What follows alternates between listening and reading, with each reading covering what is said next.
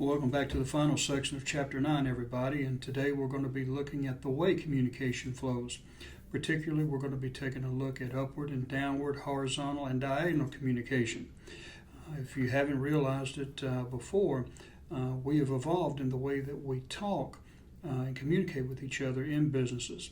From the top-down approach where the boss just gives all the orders and people follow it, to where we're at right now, where employees are given their input and they're able to submit and to contribute to the organization. And for that to happen, there has to be a different way of communicating, a different process. And that's what we're going to talk about today, the various processes of communication. So let's go ahead and get started. Okay, everybody, today we're going to finish up Chapter 9 as we take a look at media and the elements that comprise media. As you see here, media involves many different formats, and some of the most popular communication media involve the internet, collaborative software, intranets, oral communication, and a combination of all of these. And probably today what I've seen is just the amount of communication that's taking place over the internet and also too on the phone, texting. That seems to be, especially with social media, one of the biggest forms of communication, and it's interesting to see how these forms of communication media are evolving. It just seems like we get used to one platform and then we're moving on to others. But let's take a look here at what media involves.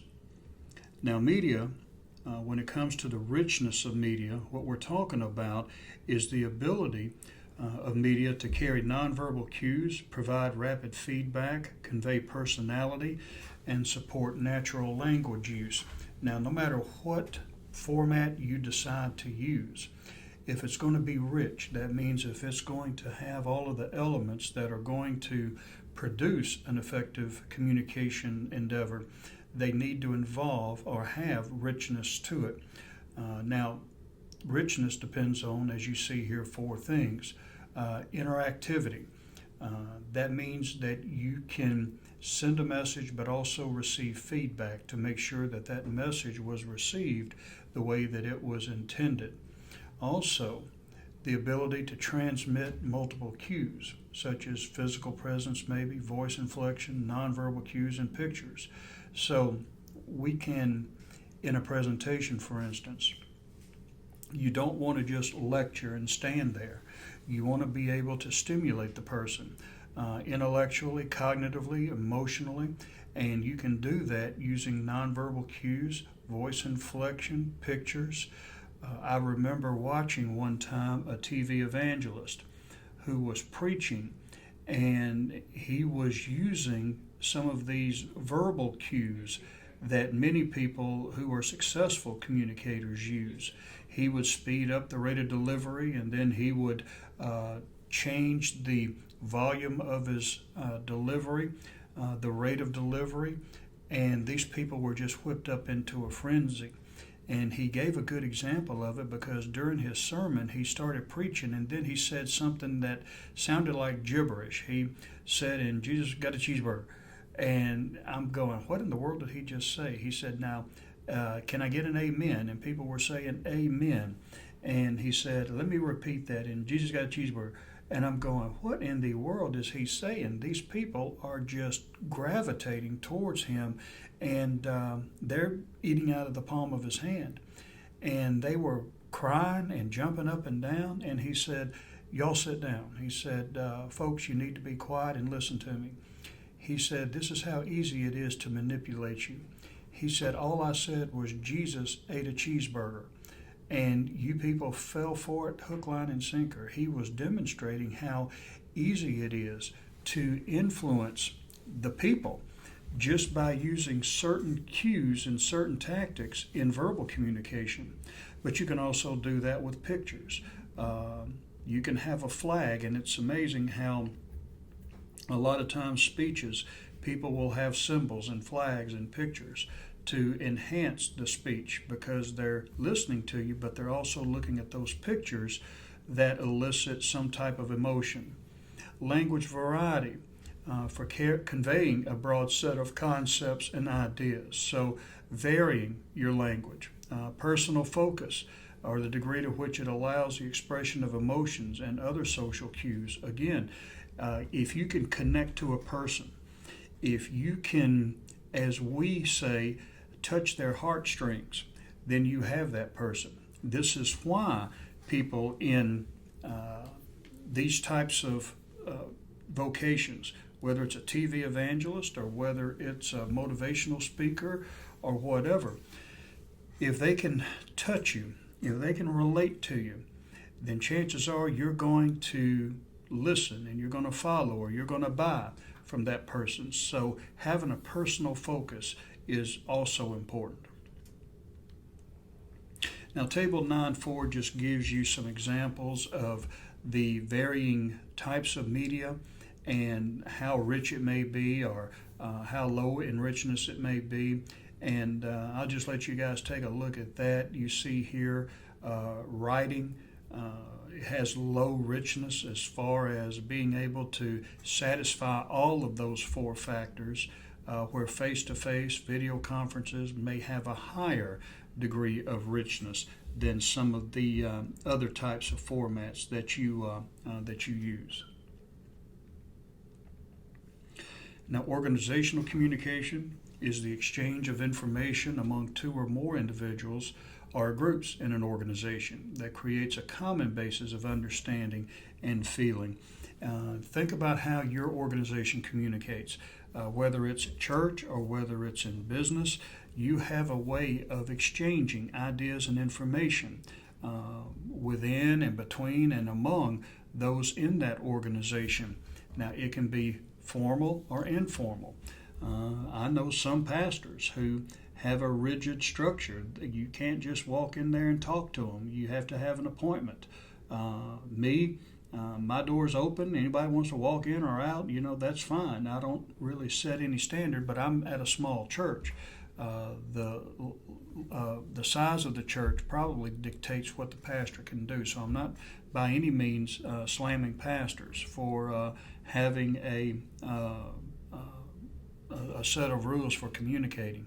And there are also organizations that you have to go within the department and submit requests and so forth. They may not talk that much.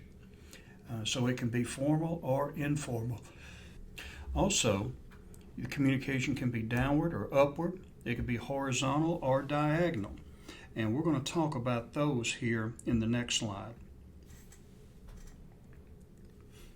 Downward communication, and we've talked about this before, it's where a higher level employee communicates to a lower level employee. That's the top-down approach. You also have bottom up, which is a lower level employee communicating to a higher level employee.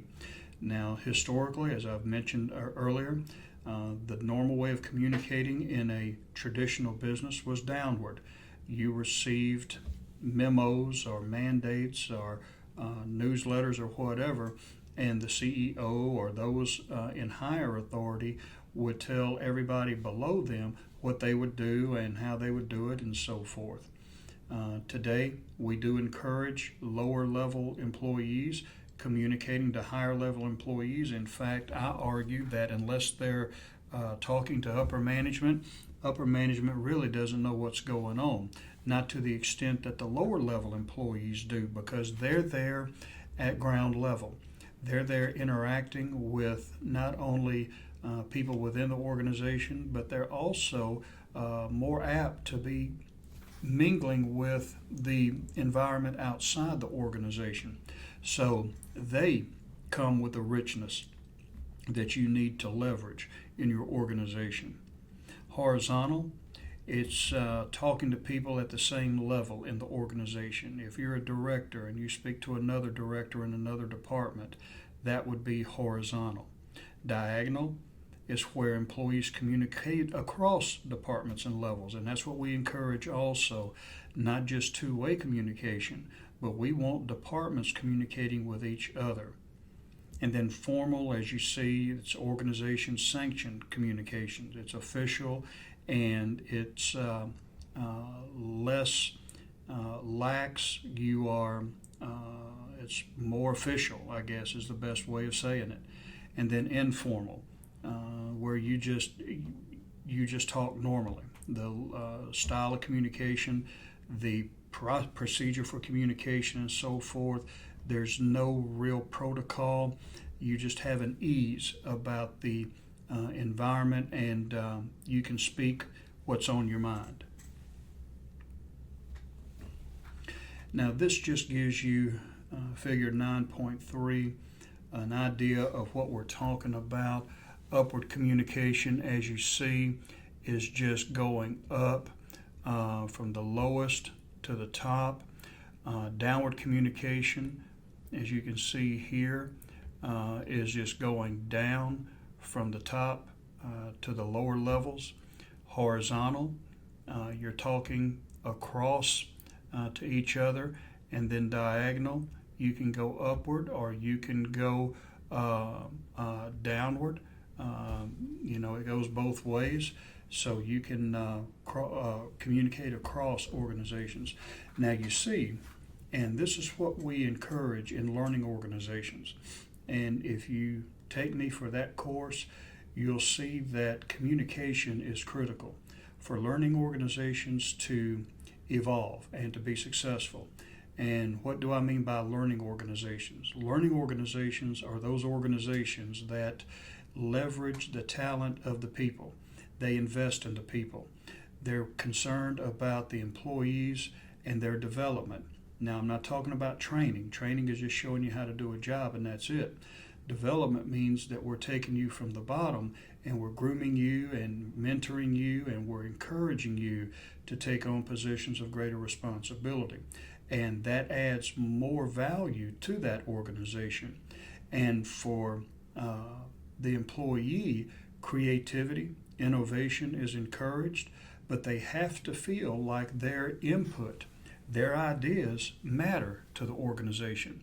So being able to effectively do this, whether it's upward, downward, diagonal, or horizontal, in order to be able to facilitate innovation, creativity, and create a learning and evolving organization, you have to be able to engage in effective communication. And this is why communication is so important to organizations. Now, these are ideas and ideologies that have really not been around very long. It hasn't been too long ago when it was just the top-down approach. Do what I say and that's it. But today, because of diversity and technology and globalization, we have to be able to compete within these three realms and do it effectively. And in order to do that, we have to produce workers who are communicating, who are creating, innovative, empowered, and when all of that's going for you, you'll have a successful organization, and also you'll be a better and more effective manager and leader. Today we've wrapped up Chapter 9, and we've seen some of the basics of communication as much as the process of it, how it flows, and the importance of communication. I hope after this chapter you'll be able to understand and appreciate better the dynamics of communication, which will make you be an effective minister and a manager in business. Have a good week, and we'll start again with Chapter 10.